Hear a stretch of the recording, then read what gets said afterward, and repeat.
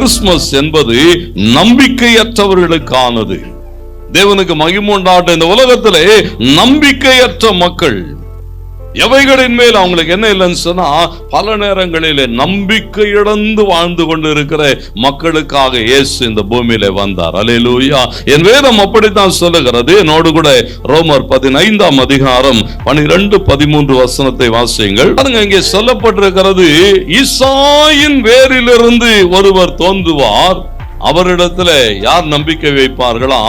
புறஜாதியார். தேவனுக்கு மகிமை உண்டாகட்டும். நம்பிக்கையற்ற மக்கள், எதிர்காலம் குறித்து, எதிர்கால வாழ்வை குறித்து, எவைகளை குறித்தும் ஒரு நம்பிக்கை இல்லாத நிலைமை. தேவன் பேரிலே ஒரு நம்பிக்கை வைக்கிற போது அந்த நம்பிக்கை ஆண்டவர் என்ன செய்கிறார் பாருங்க. நீங்க ஆபிரகாமுடைய வாழ்விலே பவுல் ரோமாபுரிக்கு எழுதுகிற போது இந்த 4ஆம் அதிகாரம் 18வது வசனத்திலே சொல்லுகிறான், ஆபிரகாம் நம்பிக்கையற்ற நிலைமையிலோ தேவனை விசுவாசித்த போது, ஆண்டவரோடு கூட இணைந்து கொள்ளுகிற மக்களாக இங்க எழுதப்பட்டிருக்கிறது. புறஜாதியார் அவர் பேர்ல என்ன வைப்பாங்களா? நம்பிக்கை வைப்பார்கள். அந்த நம்பிக்கை அவர் என்ன செய்கிறாரா?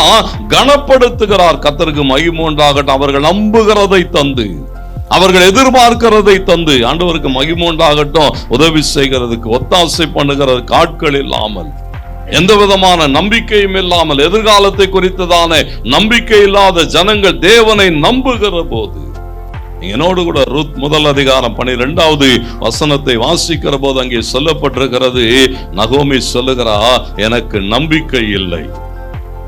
ஏன்னா எதிர்காலத்துக்கான வாய்ப்புகள் இல்லை. உன்னுடைய வாழ்வை கட்டி அமைக்கிறதுக்கான ஒன்றுமே இடத்திலே இல்லை. சூழல்கள் எல்லாம் எனக்கு எதிராக இருக்கிறது. சூழ்நிலைகளை தாண்டி என்னால் என்ன செய்ய முடியாது? ஜெயிக்க முடியாது. உன்னுடைய வாழ்வை என்னாலே கட்டி எழுப்ப முடியாது. ஆண்டவருக்கு மகிமை உண்டாகட்டும். ரூத்தை பார்த்து அப்படித்தான் நகோமி சொல்லுகிறாள், உன்னுடைய வாழ்வு, உன்னுடைய எதிர்காலம், உனக்கு உண்டானவைகள் ஒன்றிலே என்னாலே உதவி செய்ய முடியாது. ஏன்னா எனக்கு என்ன இல்லைன்னு சொன்னா, ஒரு பெரிய நம்பிக்கை இல்லை.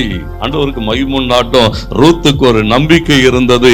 நீ ஆராதிக்கிற தேவன் என் தேவன், நீ போகிற இடத்துக்கு நானும் வருவேன், உன் தேவனை நானும் ஆராதிப்பேன் என்று சொன்னபோது அந்த நம்பிக்கையின் தேவன் ரூத்தின் வாழ்வை கட்டி எழுப்ப ஒரு போவாசை கொண்டு வந்தார்.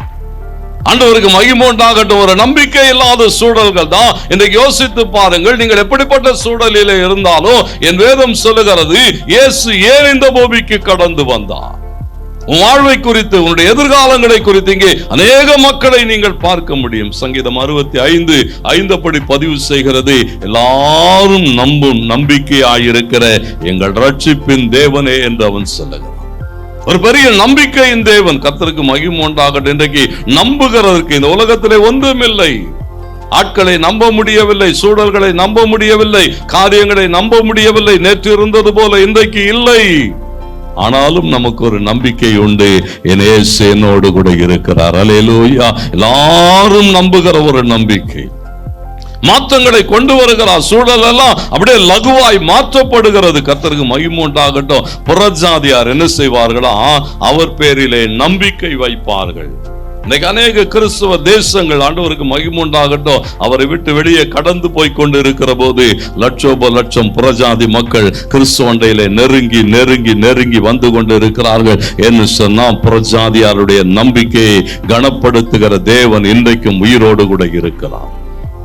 இன்றைக்கும் அதிசயங்களை செய்கிறார். கர்த்தருக்கு மகிமை உண்டாகட்டும். அவரை நம்பி வந்த ஒருவரும் வெட்கப்பட்டு போனது இல்லை.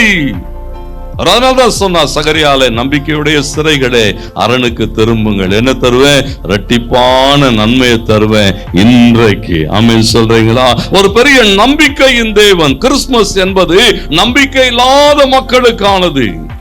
எந்த நம்பிக்கையுமே இல்லாமல் அப்படியே சோர்ந்து போய் நொறுங்கி போய் கிடக்கிற மக்களுக்கு சொல்லுங்கள், இன்றைக்கு உங்களுக்காக தாவீதின் ஊரிலே ஒரு இரட்சகர் பிறந்திருக்கிறார். அல்லேலூயா. ஒரு நல்ல செய்தி. கர்த்தருக்கு மகிமை உண்டாகட்டும். நீதிமொழிகள் 25 அப்படித்தான் சொல்லுகிறது. தூரதேசத்திலிருந்து வருகிற ஒரு நல்ல செய்தி என்ன செய்யுமா?